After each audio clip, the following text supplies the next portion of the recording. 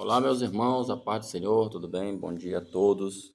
Graças a Deus, estamos aqui mais uma vez para nós gravarmos nossa segunda lição da Escola Bíblica Dominical da Sala dos Jovens, né? Esse trimestre estaremos todos os domingos estudando a carta de Tiago, tá? Toda a nossa temática, tanto geral como também individual, ou seja, em cada lição ela estará com base na carta de Tiago. Hoje, o nosso tema, tá? Para quem não ainda comprou a sua lição, procure aí a secretaria da tua igreja, tá bom?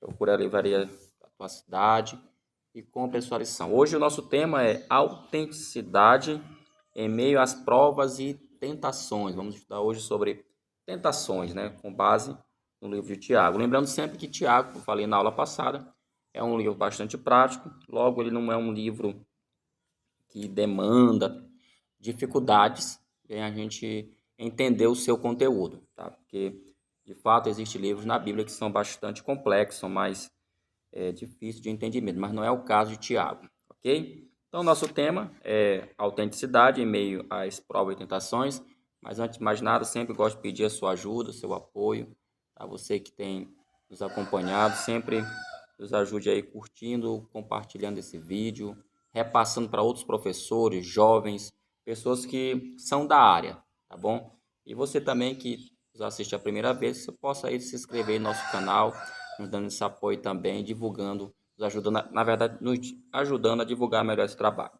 Nosso texto bíblico se encontra em Tiago, capítulo 1, versículo do 12 ao versículo 16. Essa lição era um pouco mais extensa, são 4 tópicos, pode variar, você sabe, tem lição que é 3 tópicos, tem lição que é 4 tópicos, depende muito da forma que, como cada comentarista de lição lida com o assunto, né?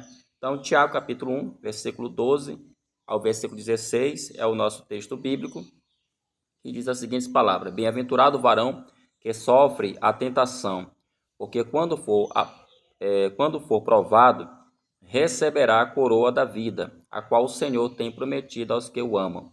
Ninguém sendo tentado, diga, de Deus sou tentado, porque Deus não pode ser tentado pelo mal, e a ninguém tenta. Mas cada um é tentado quando atraído e engodado pela sua própria concupiscência. Depois, havendo a concupiscência concebido, dá à luz o pecado, e o pecado, sendo consumado, gera a morte. Não erreis, meus amados irmãos. Aqui é a nossa leitura bíblica. Nós vamos pontuar ela andando aqui pela lição, tá bom?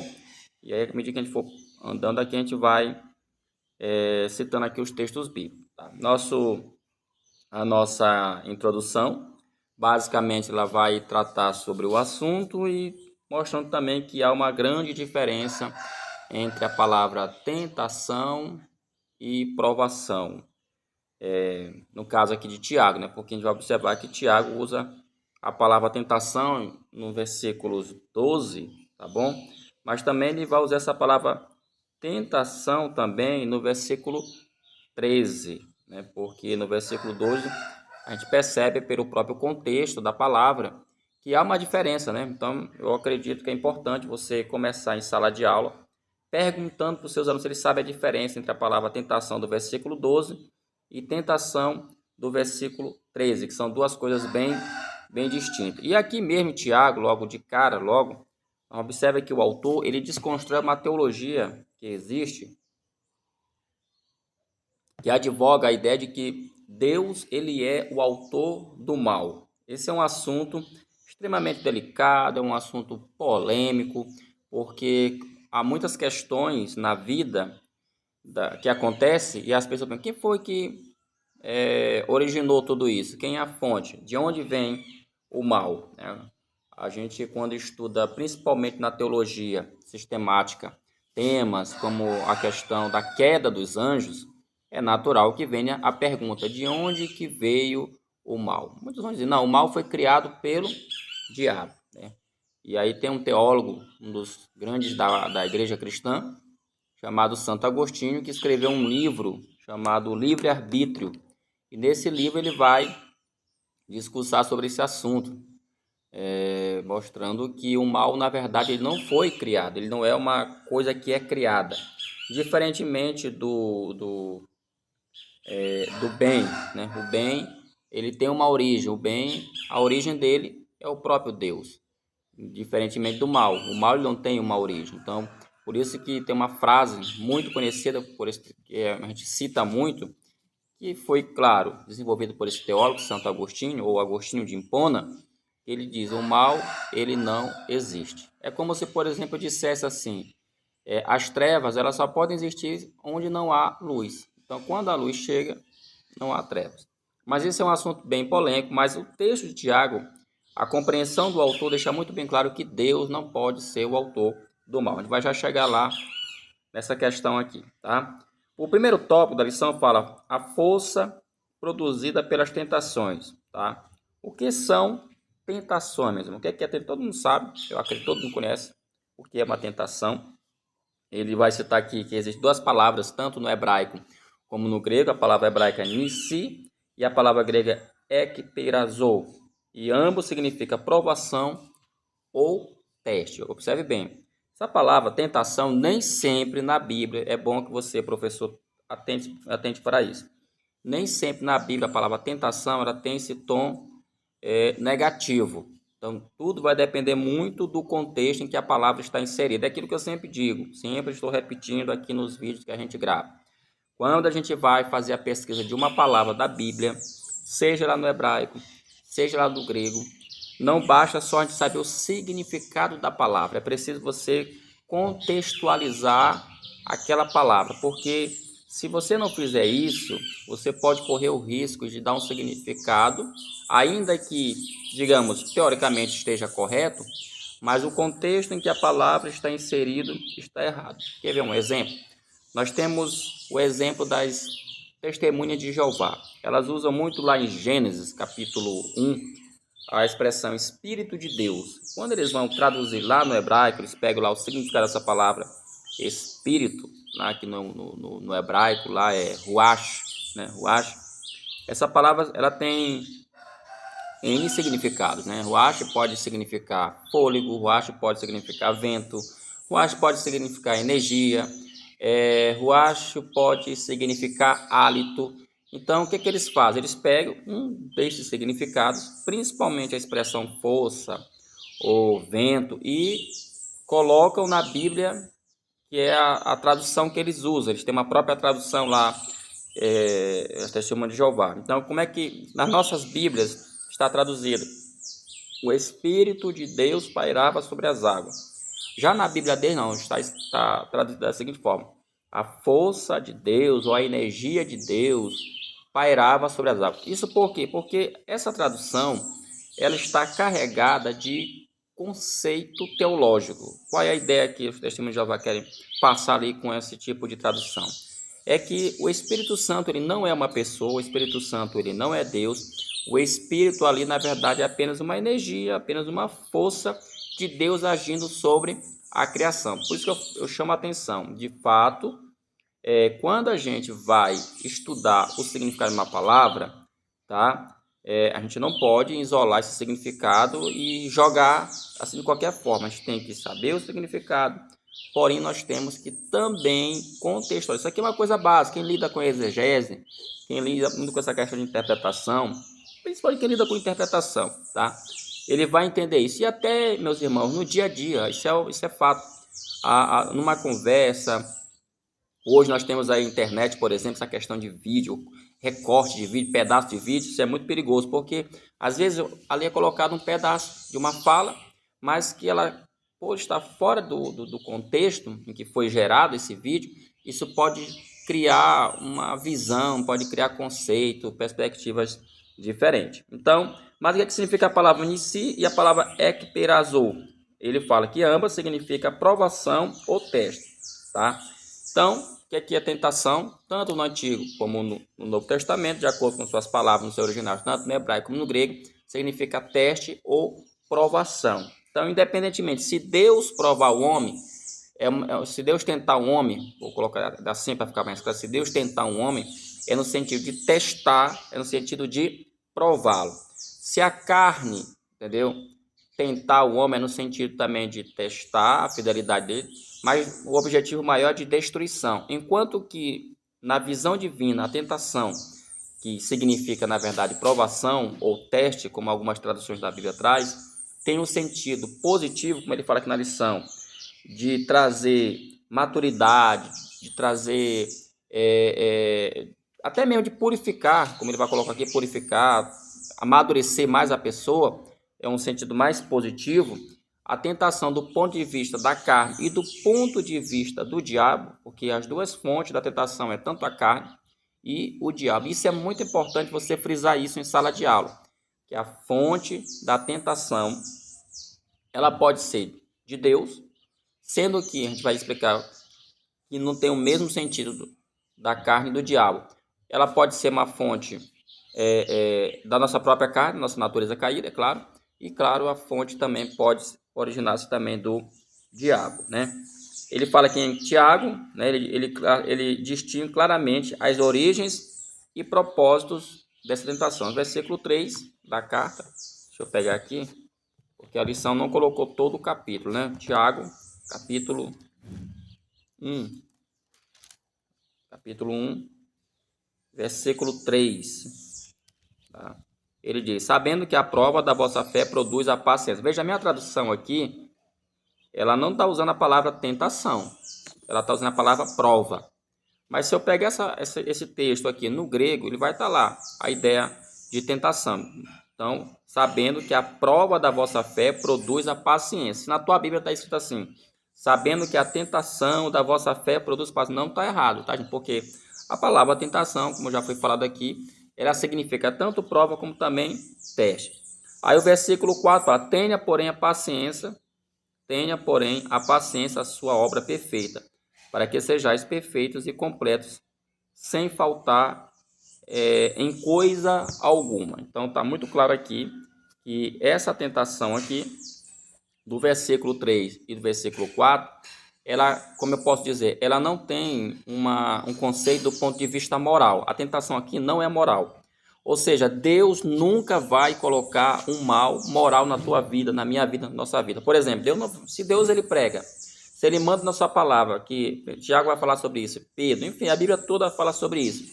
Se Deus manda a gente se santificar, se separar, então não tem sentido ele pegar, nos colocar tentações morais. Tipo, por exemplo, ele não vai colocar uma mulher, né, uma mulher sedutora, bonita, para me tentar. Ele não vai fazer isso, porque ele prega contra a lasciva da carne, ele prega contra a luxúria, ele prega contra a fornicação, ele prega contra o adultério. Então ele não vai fazer isso, porque essas são questões da natureza humana, natureza caída humana. Agora, Deus ele pode nos provar de outras maneiras, como ele fez, por exemplo, com Abraão, né? Lá em Gênesis, por exemplo, Gênesis 24, tem a história lá do patriarca Abraão. Tá? A gente vai já falar um pouco sobre isso. E quando ele pede para Abraão pegar o seu filho, o seu único filho, Isaac, e sacrificar. Ali é um tipo de tentação, ou de prova, no caso a fé, provar a fé de Abraão, provar realmente se ele era uma pessoa autêntica, como fala aqui a lição, mas não tem o sentido de moral, é diferente. Então, versículo 3 versículo 4, a tentação aqui é sinônimo de prova. Já os versículos 14, né, aqui do nosso texto bíblico, 14 e versículo 15, eles falam já da tentação, mas do ponto de vista moral. Veja que o versículo 14 fala, mas cada um é tentado quando atraído, engodado pela sua própria o quê? Concupiscência. Essa palavra concupiscência, a ideia dela é de um desejo desenfreado. Então, nossa natureza, você sabe, a Bíblia fala, todo ser humano ele é pecador, todo ser humano tem uma natureza frágil, fraca, como já se diz, né? Nós não pecamos porque querem, nós pecamos porque somos pecadores. Nossa natureza, a sua essência, enfim, a sua formação toda ela é constituída, infelizmente, não só por coisas boas, mas também ela está contaminada, ela foi afetada pelo pecado cometido por Adão e Eva ali no paraíso. Então, esse tipo de tentação aqui, ele está no campo da moral, tá? São questões realmente moral. E é sobre isso que nós lutamos dia a dia, o que é certo e o que é errado. O que é certo, o que é errado. A tentação moral, ela realmente é algo profundo, irmão. Até no campo religioso a gente pode ser tentado a pecar, sabia? Porque às vezes a gente pode cometer o exemplo, um exemplo que a gente pode dar sobre isso é o pecado do orgulho espiritual, né? Tem pessoas que são orgulhosas espiritualmente, porque eu oro mais, porque eu sei mais a Bíblia, porque eu congrego mais, porque eu contribuo mais. Então, tem pessoas que, infelizmente, elas têm essa questão com elas também, né? Então, esse é o nosso primeiro subtópico. O segundo, ele vai falar sobre a procedência das tentações. Já falei aqui que nós temos que entender que a tentação, se for a procedência dela for divina, então o sentido é positivo. Deus está querendo, como fala aqui no versículo 2, bem-aventurado o varão que sofre a tentação, porque quando for provado, receberá a coroa da vida. Veja que há uma promessa, há bênçãos para aqueles que são aprovados na tentação que Deus dá, né? A qual o Senhor tem prometido aos que o amam. Aí, já no versículo 13, ninguém sendo tentado, diga de Deus sou tentado. Do versículo 12 para o versículo 13, você vê que há uma larga diferença. Então, quais são as fontes da tentação? Você sabe, professor, a primeira fonte pode ser Deus, mas no sentido positivo. A segunda tentação é a nossa própria carne. Jesus mesmo falou, de dentro do homem é que saem as coisas, como guerra, porfia, né? O adultério, a raiva, tudo isso aí, meus irmãos, sai de dentro do homem. Por isso que quando Paulo vai falar sobre santificação, na carta aos Tessalonicenses, observe que ele não fala sobre santificação falando que santifique corpo, alma e espírito. Ele começa falando santifica o espírito, a alma, porque essa santificação ela tem que começar de dentro para fora. E detalhe, isso só é possível mediante a palavra de Deus. Por isso é muito importante estar falando sobre isso, sobre a leitura. Ele vai falar isso aqui, sobre o estudo da palavra. Porque realmente quem pode nos santificar é Deus. Não existe essa, eu vou me separar do mundo. Tem gente que diz assim, eu vou lutar contra o mundo. Você não vai conseguir vencer por sua própria força. A Bíblia fala, não é por força, não é por violência. Nossa luta não é contra a carne, nossa luta é contra forças espirituais. Como é que vence essas questões? Não é pela carne, né? Então, a fonte pode ser Deus, a fonte pode ser a nossa carne e, claro, a fonte pode ser também quem? O diabo, né? A Bíblia fala que o diabo também ele tenta, observe, tentar é uma coisa. Tem gente que confunde muito. O diabo me tentou, por isso que eu fiz isso. Tentar é jogar uma sugestiva, né? Tentar é jogar algo. No caso aqui, ele joga uma isca. É como se ele fosse um pescador que vai pegar um peixe e ele prepara todo o método, né? O anzol, a isca e tal. E aí ele joga. A isca seria a tentação. Então, é claro que o diabo, nós sabemos que ele é astuto. A Bíblia fala que ele é astuto.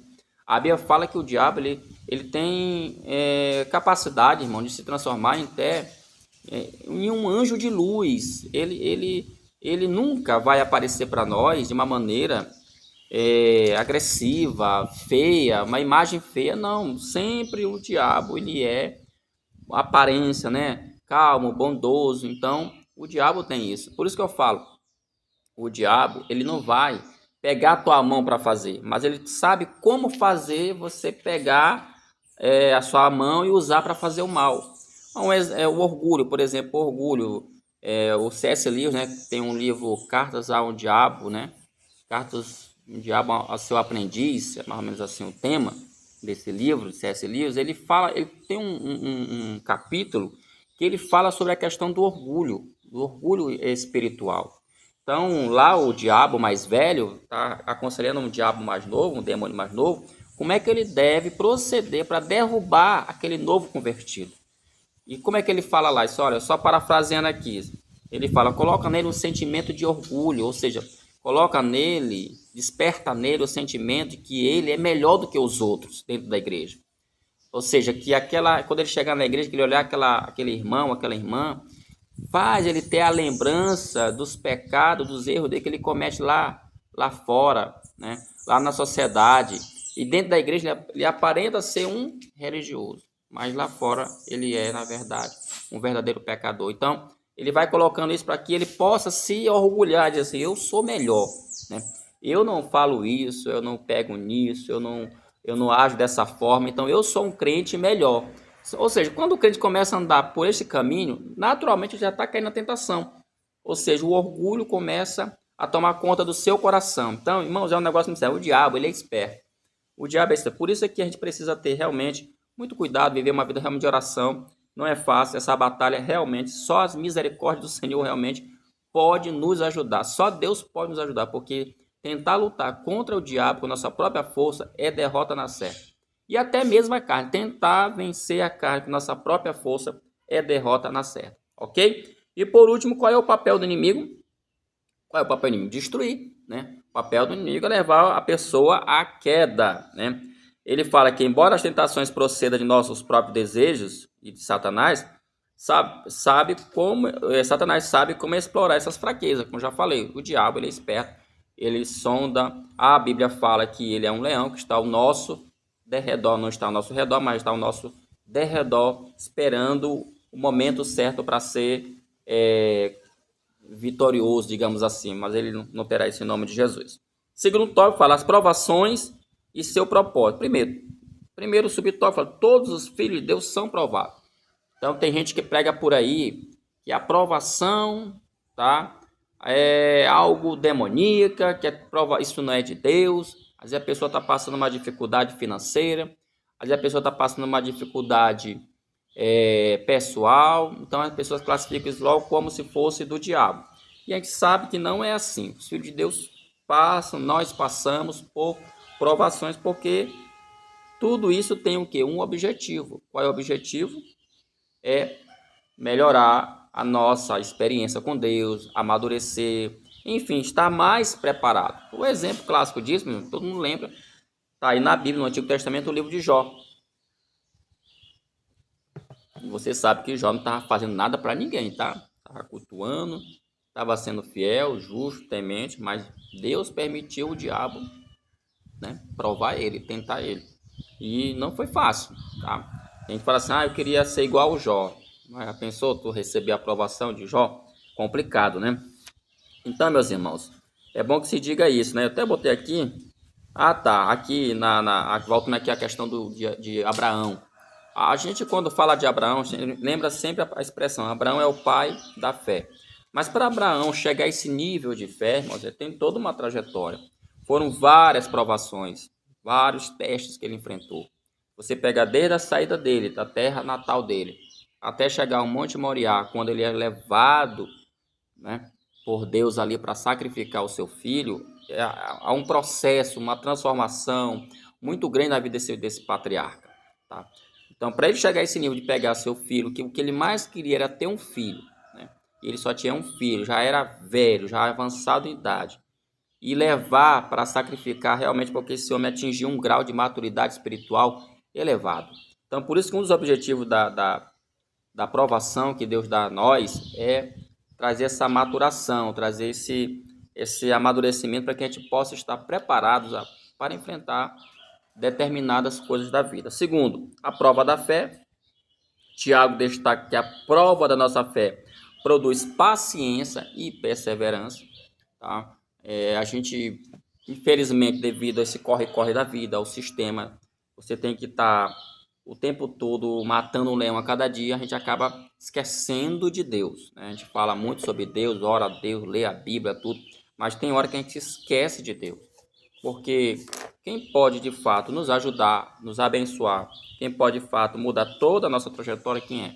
É o próprio Deus, né, meus irmãos? Então não tem para onde correr. Por isso que um dos objetivos da tentação é a prova de fé, tá bom? Ele até fala aqui, porque o versículo 3, ele fala as seguintes palavras: sabendo que a prova da vossa fé produz a paciência. Em outras versões, talvez, produz, não é nem confiança, deixa eu ver aqui como é que está escrito aqui na NVI, tem uma outra palavrinha, que eu esqueci agora, aqui, Tiago, né? Tiago, capítulo 1, versículo 3. Ah, tá, a palavra é perseverança. Em algumas traduções pode estar a expressão, deixa eu ver aqui, ó. Pois vocês sabem que a prova da vossa fé está aqui, ó. Na NVI tá. Pois vocês sabem que a prova da sua fé produz perseverança. Então, um dos outros objetivos da tentação é produzir também o que? Perseverança. Inclusive, ele até fala aqui, Tiago acrescenta o termo grego hipomon, que pode ser compreendido como estabilidade, constância, tolerância, sendo no Novo Testamento a característica da pessoa que não se desvia do seu propósito e da sua lealdade à fé e piedade, mesmo diante das maiores provações e sofrimentos. Então, olha o objetivo, olha como a tentação que Deus nos dá, a provação que Deus nos dá, ela tem um grau de diferença, né? Enquanto que a tentação que é pela carne e pelo diabo, ela quer só destruir, a tentação que Deus nos dá, ela tem um objetivo de construir, de nos fortificar, de nos fortalecer cada vez mais. Por último, bênção nas provações. O próprio texto, eu já falei aqui, versículo 12, tem promessas escatológicas. Isso aqui é interessante, sabe? Porque a salvação, ela já está garantida na cruz do Calvário. Deus já morreu por nós na cruz, Jesus morreu. Na verdade, Jesus morreu na cruz do Calvário por nós. Então, a salvação ela está garantida. Nada poderá nos afastar do amor de Deus. Porém, o cristão ele está numa caminhada, numa luta constante. Ele precisa continuar crendo, ele precisa continuar acreditando nisso. Tem muitos crentes, muitas pessoas, muitos jovens, que ao longo do caminho já desistiram da sua fé. Já ficaram para trás, né? Então, para receber a bênção, tem que permanecer firme, tem que realmente se manter firme, porque caso contrário, ele não vai alcançar essa salvação. Não é que ele não possa ser salvo, não é isso. Mas para ele ser salvo, ele tem que continuar depositando a sua fé, tá? A sua fé em Jesus. Tem muita gente que começa muito bem a carreira cristã, mas com o passar do tempo vai esfriando, vai se apagando e por aí vai. Por último, terceiro tópico fala sabedoria, proteção e confiança, né? O versículo 5 de Tiago é muito claro falar que se alguém tem falta de sabedoria, peça a Deus, né?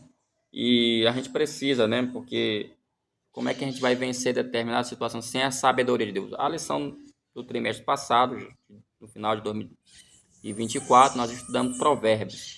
E nós falamos bastante sobre esse assunto, sobre sabedoria, tá? Como ela é importante.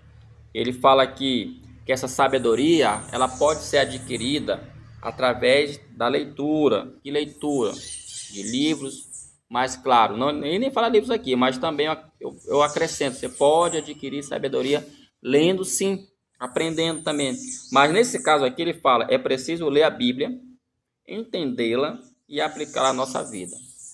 Um grande problema, principalmente na juventude da igreja, que eu vejo, professor, você tem que estar atento a isso, pode até fazer um desafio aos seus alunos, mostrando para meus filhos, vamos fazer aqui um desafio de leitura da Bíblia. Quem conseguir ler um livro da Bíblia numa semana vai ganhar tal prêmio. Aí você faz 2, 3 perguntas só para saber se o cidadão realmente ele leu ou não a Bíblia.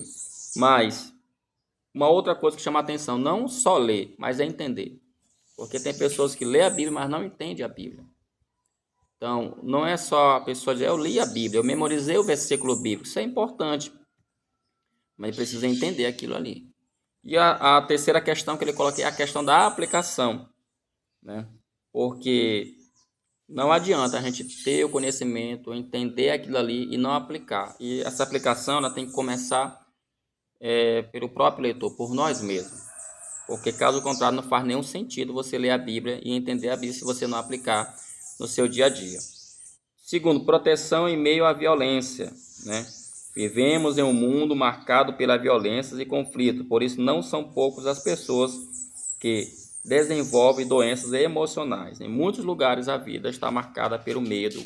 Contudo, como cristãos, não podemos nos esquecer das palavras apostólicas. No amor não há temor. Antes, o perfeito amor lança fora o temor. Aqui ele vai abordar como podemos vencer essa violência, né? essa loucura que o mundo está vivendo. E só existe uma maneira, através do amor de Deus. Terceiro tópico, a incerteza. Aí ele vai falar aqui da questão um pouco da pós-modernidade, onde a pós-modernidade ela prega muito incerteza, porque já falamos isso em outras lições. Esse é um assunto moderno, é um assunto que é muito falado dentro das igrejas, que é pregado dentro da igreja, que a pós-modernidade é uma filosofia de vida que ensina que nós não temos certeza de nada, não temos convicções de nada, não existe só um caminho, não existe verdade absoluta. Você vê que a pós-modernidade ela praticamente ela desconstrói tudo, todas as certezas, todas as convicções, né? Elas são desconstruídas. Então isso tem gerado o quê? Como a lição fala, uma falta de fé. E falta de fé é um perigo para a vida cristã. Qual é o problema de um crente perder a fé? Perder a fé é a mesma coisa que você perder a crença em Deus, perder a crença na salvação. Veja que existem países cristãos no mundo onde tem pessoas que se declaram claramente que são ateus, que não acreditam na Bíblia, que Jesus é apenas um mito, que as narrativas dos evangelhos não passam de histórias fictícias que foram criadas pela igreja para aprisionar, né, para prender as pessoas. E, enfim, lugares onde o cristianismo já foi muito forte, né, já dominou. E hoje um cristianismo já até chegam a dizer que esses lugares eles não chamam mais de pós-modernidade, mas é pós-cristão, ou seja, eles já ultrapassaram. Tive até aqui no Brasil vídeos jovens falando, alguém pergunta de qual religião você nunca seria, ou que você nunca faria parte, a pessoa vai e responde, eu nunca faria parte de igrejas evangélicas, porque eles querem mandar em todo mundo, porque eles acreditam em um livro que é ultrapassado, um livro patriarcal, um livro homofóbico, um livro preconceituoso, ou seja, as pessoas vivem em uma época que elas falam exatamente do que é a característica dessa época, ou seja, não existe para eles verdade absoluta. Eles até falam que o importante é você viver bem, é você estar de boa, tranquilo, não importa a religião que você segue, não importa a igreja que você frequenta, não importa a vida que você leva, o que importa é que cada um faça e se sinta bem, respeite ali o espaço do outro e tá tudo bem. Quando alguém se levanta no meio dessa bagunça toda, no meio de toda essa sujeira, aí já começa a incomodar, já começa a trazer, porque a pessoa que está ali se levantando geralmente é um pregador, né? Um pregador da palavra de Deus, um pregador do evangelho. E aí quando se começa a anunciar o evangelho, falando que Jesus salva, que Jesus ama, mas quando a gente começa a pontuar que essa salvação ela se deu por pena, né, uma pena muito dura, um sacrifício muito grande, e que Jesus exige dos seus seguidores fidelidade. Jesus não foi, querida, você que está me ouvindo, Jesus não foi só esse pastor amoroso como você prega por aí.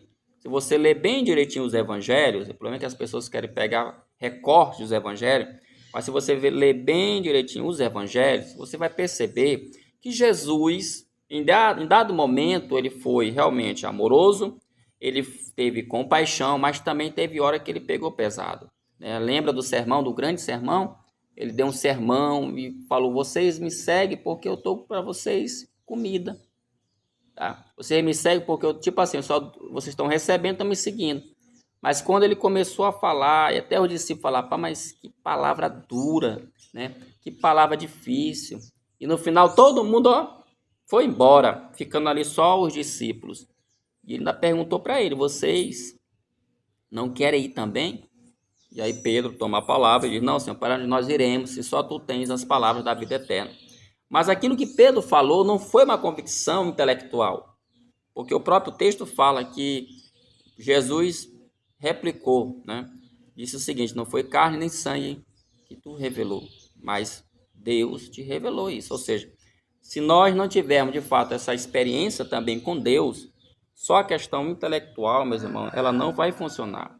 Porque tem muitos bons teólogos hoje que um dia já fizeram parte de uma denominação, já foram pregadores, já foram professores da escola dominical, mas eles hoje estão completamente afastados da igreja. E eles têm as suas razões, eles têm os seus argumentos, mas nós sabemos que não é assim. A culpa é do sistema. A culpa, eu fico pensando, de fato o sistema tem culpa? Claro que tem culpa. A gente é tentado também pelo sistema, mas lembre-se que outros também, por causa do sistema, sofreram muito. O que falar, por exemplo, do pregador Jeremias? O que falar de Paulo? O que falar do próprio Jesus? Eles enfrentaram um sistema opressor, um sistema realmente que não aplaude, um sistema realmente que é todo o tempo contra, mas eles não mudaram o foco, eles permaneceram ali firme e forte na missão deles, né? Então, essa pós-modernidade, ela prega muito isso, né? As incertezas, as inseguranças. Então, é preciso pontuar isso em sala de aula, mostrar que isso não é verdade, que a Bíblia, ela é a palavra de Deus e que Deus ele tem grandes promessas, tá, para o seu povo. E por último, nós temos nosso quarto tópico que fala o cuidado com o que vemos e desejamos. Lembra que lá em Gênesis capítulo 3, nós temos o clássico exemplo dessa questão do ver e do desejar. Ali a serpente, usada pelo diabo, conseguiu derrubar o primeiro casal, né? Os dois primeiros seres humanos aí da história da humanidade foram atraídos, né, pela boa conversa, o bom papo, conseguiu ali despertar neles.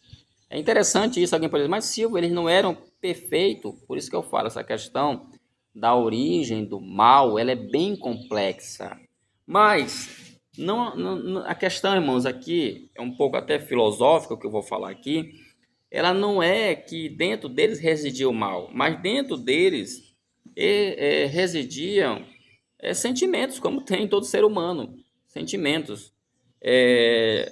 Eles foram engordados pela inocência, ou seja, eles eram inocentes e foram engordados por isso, porque quando a serpente apresenta a eles, olha, não, vocês vão ter conhecimento de tudo, né? Vocês vão ter tipo poder.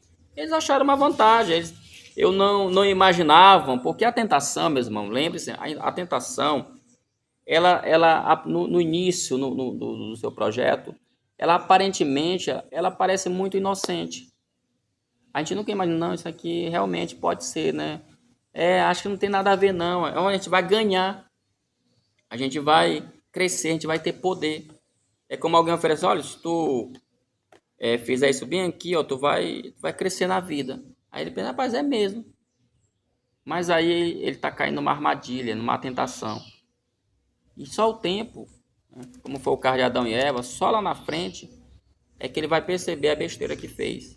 Entendeu? Então, eles foram atraídos pelo desejo de ter conhecimento. Hoje, nós também, seres humanos da atualidade, constantemente, nós estamos atraídos. Por isso que devemos ter muito cuidado.